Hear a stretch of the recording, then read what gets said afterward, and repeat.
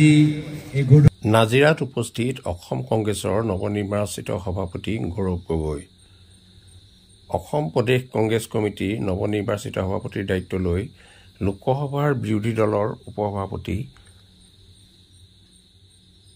যোৰহাট লোকসভা সমষ্টিৰ সাংসদ গৌৰৱ গগৈ বহু পলমকৈ হ'লেও নাজিৰাত উপস্থিত হয়। দলীয় কৰ্মীৰ লগতে স্থানীয় ৰাইজে পুৱাৰে পৰা ৰাতি 10 বজালৈকে নৱনিৰ্বাচিত সভাপতিগৰাকীৰ দৰ্শনৰ বাবে অধীৰ অপেক্ষাৰে ৰৈ থকা পৰিলক্ষিত হয়। দলীয় কৰ্মীৰ লগতে ৰাইজ, দল সংগঠন, অনুষ্ঠান প্ৰতিষ্ঠানৰ ফালৰ পৰাও অসম কংগ্ৰেছ দলৰ নৱনিৰ্বাচিত সভাপতিগৰাকীক সম্বৰ্ধনা জনোৱা হয়। নাজিৰা ভ্ৰমণকালত সংসদগৰাকীক অসম কংগ্ৰেছ দলৰ নৱনিৰ্বাচিত কাৰ্যকৰী সভাপতি প্ৰদীপ চৰকাৰ, ৰজলীনা তিৰ্কী, তিতাবৰ সমষ্টিৰ বিধায়ক ভাস্কৰ বৰুৱাই সংগ দিয়ে। আদৰণি ভাষণ প্ৰদান কৰে অসম বিধানসভাৰ বিৰোধী দলৰ দলপতি তথা নাজিৰা সমষ্টিৰ বিধায়ক দেৱব্ৰত শইকীয়াই। Bureau report, Patkai TV. যিমানে সবল হ'ব আমাৰ হাত আৰু শক্তি আনিব। হয়, বহুত সময় আমি দলৰ নেতৃত্ব লৈ বাট চাই থাকোঁ, কিন্তু এতিয়া নেতৃত্ব লৈ বাট চাই থাকিবলৈ সময় নাই। আমি নিজে নিজৰ প্ৰান্তলত, নিজৰ গাঁৱৰ ভিতৰত আমাৰ দলৰ কথাখিনি ৰাইজৰ মাজত লৈ যাব লাগিব।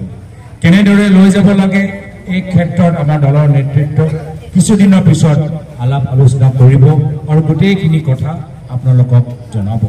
কিন্তু আজি এই মহান যাত্ৰা আৰম্ভ কৰাৰ আগতে আমি দুয়োগৰাকী মহান ব্যক্তিৰ প্ৰতি আমি শ্ৰদ্ধা নিবেদন কৰিছোঁ। আমি শ্ৰদ্ধা নিবেদন কৰিছোঁ প্ৰাক্তন মুখ্যমন্ত্ৰী প্ৰয়াত হিতেশ্বৰ শইকীয়া দেৱৰ প্ৰতি। আমি শ্ৰদ্ধা নিবেদন কৰিছোঁ প্ৰাক্তন মুখ্যমন্ত্ৰী তৰুণ গগৈদেৱৰ প্ৰতি।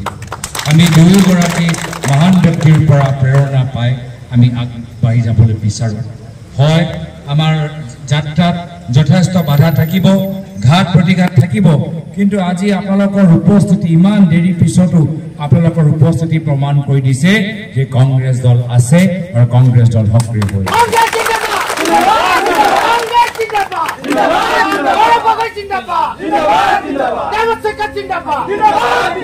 এতিয়া আপোনালোকৰ উৎসাহ চাই বহুত বিজেপি দলৰ নেতাসকলৰ টোপনি ভাঙি গৈছে।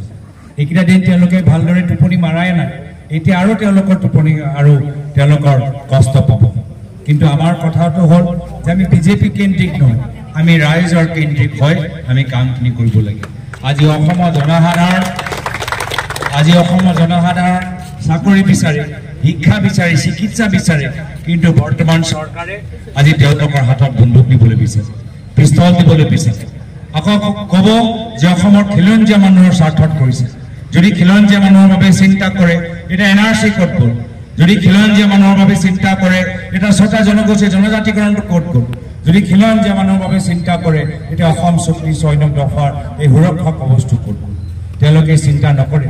তেওঁলোকৰ মাত্ৰ চিন্তা হৈছে যে নিজৰ পৰিয়ালৰ নামত, ভাই ককায়েকৰ নামত মাটি কিনা, লুণ্ঠন কৰা আৰু ধন আৰু বৃদ্ধি কৰা। আজি গুৱাহাটী মহানগৰৰ ভিতৰত দেখা পাইছে যে তাত অপৰিকল্পিত ফ্লাইঅভাৰ নিৰ্মাণ কৰাৰ পিছত সাধাৰণ মানুহে কিমান কষ্ট পাইছে। কিন্তু এইকেইটা বছৰ বৰ্তমান বিজেপি চৰকাৰ কি কৰি আছে? কেন্দ্ৰৰ তেওঁলোকৰ চৰকাৰ, ৰাজ্যৰ তেওঁলোকৰ চৰকাৰ, মিউনিচিপেল কৰ্পৰেশ্যন তেওঁলোকৰ, তথাপিও তেওঁলোকে গুৱাহাটী মানুহক সহায় কৰিব পৰা নাই। কিয়? কি তেওঁলোকৰ উদ্দেশ্য হ'ল যে গুৱাহাটীত বিভিন্ন ঠাইত নিজৰ পৰিয়ালৰ নামত মাটি কিনিব লাগে। এয়া হ'ল তেওঁলোকৰ প্ৰথম উদ্দেশ্য, যাৰ ফলত আজি আমাৰ গুৱাহাটী মহানগৰ ডুবি আছে। সেইকাৰণে বহুতখিনি কথা আমি পাতিব লাগিব। অসমৰ জনসাধাৰণ আজি গুণ্ডামী পৰা মুক্তি বিচাৰে। অসমৰ জনসাধাৰণ আজি বাক স্বাধীনতা বিচাৰে। অসমৰ জনসাধাৰণ আজি গ্ৰাম্য অঞ্চলত অৰ্থনৈতিকভাৱে, সামাজিকভাৱে, ৰাজনৈতিকভাৱে উন্নতি হোৱাটো বিচাৰে। আৰু সেইকাৰণে অসমৰ জনসাধাৰণৰ সন্মুখত এটাই বিকল্প, সেয়া হৈছে কংগ্ৰেছ পাৰ্টি। আজি আমি কংগ্ৰেছ কৰি আমাৰ ৰাইজ আমাৰ ওপৰত যথেষ্ট ভৰসা কৰিছে। আমি সেই ভৰসা বিনিময়ত অন্যায় কৰিব নোৱাৰোঁ। আমাৰ ওচৰত কম দিন আছে, কিন্তু এটাও দিন আমি জিৰণি ল'ব নোৱাৰোঁ। যেতিয়ালৈকে আমাৰ কংগ্ৰেছ দলৰ নেতৃত্বৰ চৰকাৰ নাহে তেতিয়ালৈকে আমি জিৰণি নলওঁ। তো আজি মই বিশেষ দীঘলীয়া ক'বলৈ বিচৰা নাই। আজি ইয়াত আহোঁতে অলপ পলম হ'ল, তাৰ বাবে আমাক ক্ষমা কৰিব। কিন্তু আপোনালোকৰ পৰা যে আমি মৰম পাইছোঁ, আপোনালোকৰ পৰা যে সাহস পাইছোঁ, এই সাহস লৈ আমি দুদিনৰ পিছত আমি গুৱাহাটীৰ ভিতৰত সোমাম আৰু গুৱাহাটীৰ ভিতৰৰ পৰা সমগ্ৰ অসমত বাৰ্তা যাব যে এইবাৰ কংগ্ৰেছ আহি আছে। এইখিনি কথা কৈ আগন্তুক সময়ত কেনেকৈ আমাৰ কংগ্ৰেছ দলটোক একত্ৰিতভাৱে কাম কৰি সবল নেতৃত্ব দিব পাৰোঁ, তাৰ বাবে আপোনালোক সকলোৰে দিহা পৰামৰ্শ বিচাৰিম। আৰু আপোনালোকে এই অতি দুৰ্যোগপূৰ্ণ সময়ত অকল কংগ্ৰেছ দলৰ কাৰণে নহয়, আমাৰ অসমীয়া মানুহৰ বাবে, অসমৰ বাবে চৰকাৰে লোৱা কেতবোৰ হঠকাৰী সিদ্ধান্তৰ বাবে আজি যদিও মুখ্যমন্ত্ৰীয়ে কয় যে কোনো মানুহেই ৰাজপথত নাই, আপোনালোকে তথাপিও ৰাতিপুৱা যদি বাতৰি কাকত বা টিভি চেনেল এটা চায় তেতিয়াহ'লে দেখিব যে অসমৰ বহু মানুহে চৰকাৰী সিদ্ধান্তৰ বাবে ক্ষোভিত হৈ ৰাজপথত আন্দোলন কৰি থাকিব লগা পৰিস্থিতি এটা হৈছে। এই পৰিস্থিতি এইকাৰণে হৈছে যে তেখেতসকলে যি ভাল দিনৰ প্ৰতিশ্ৰুতি দিছিল, এই ভাল দিনৰ প্ৰতিশ্ৰুতি তেখেতসকলে ৰক্ষা কৰিব বিচৰা নাই। তাৰ পৰিৱৰ্তে তেখেতসকলে নিজৰ মতে কাম কৰিছে। তেখেতসকলৰ যি বিশেষ এজেণ্ডা আছে, কাৰ্যসূচী আছে, সেই কাৰ্যসূচী আমাৰ জাতি মাটি ভেটি ৰক্ষা কৰা কাৰ্যসূচীৰ লগত নিমিলে। আৰু নিমিলে কাৰণে এইকাৰণে ক'ব লগা হৈছে যে অসম চুক্তি পালন কৰিম বুলি কোৱাৰ পিছত তাৰ বিষয়ে আমাক একো কোৱা নাই। নিবনুৱাক আমাৰ নিবনুৱা সমস্যা সমাধান কৰিম বুলি কোৱাৰ পিছত একো পদক্ষেপ লোৱা নাই। ভাল দিন আনিম বুলি কোৱাৰ পিছতো একো ভাল দিন অনা নাই। এই গোটেই কথাবিলাক আপোনালোকে জানে, মই আৰু বিশেষ আজি বহলাই নকওঁ।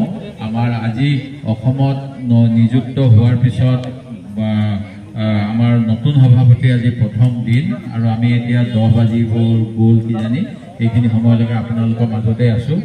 আগন্তুক সময়ত এনেকৈ আপোনালোকে আমাক আপোনালোকৰ বহুমূলীয়া সময় দেশৰ বাবে আৰু কি কৰিলে আমাৰ অসমখন সুৰক্ষিত হ'ব, এই কথাখিনি কংগ্ৰেছ দলক জনাবলৈ যত্ন কৰিব, এই আশা ৰাখিছোঁ।